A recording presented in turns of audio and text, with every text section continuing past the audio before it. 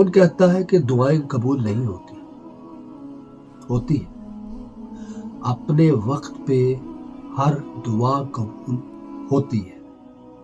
میں نے ہزارہ مرتبہ اس کا خود اندازہ لگایا ہے، خود میں نے اپنی دعاؤں کو اس طرح قبول ہوتے ہوئے دیکھا ہے۔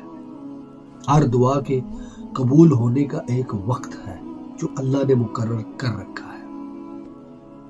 ابھی دیکھیے، رمضان کی 27ویں کو میں نے دعا کی تھی کہ یا اللہ، جو لوگ گندگی کا ڈھیر ہیں، جو برے ہیں، جو گھٹیا ہیں، جو بغیرت ہیں، مجھے ان سے دور کر دے، انہیں مجھ سے دور کر دے، اور جو اچھے ہیں، جو عزت دار ہیں، جو صاف ہیں، جو پاکیزہ ہیں، انہیں میرے قریب کر دے۔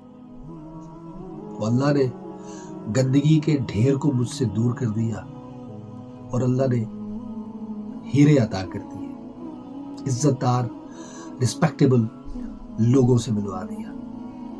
تو پھر دعا کی قبولیت کی جو گھڑی ہوتی ہے اس کا پتہ کسی انسان کو نہیں ہوتا۔ کچھ دعائیں ہوتی ہیں جو آپ کے حق میں جلدی قبول ہونے میں ہی آپ کی بہتری ہوتی ہے تو اللہ فوراً قبول کر لیتا ہے، اور جو دعائیں آپ کے لیے فوری طور پر قبول ہونا ٹھیک نہیں ہوتی انہیں اللہ ہولڈ کر لیتا ہے۔ ان کا وقت بھی آتا ہے، اور جب وہ وقت آتا ہے تب انسان کو معلوم پڑتا ہے کہ اللہ بے شک بہتر جاننے والا ہے۔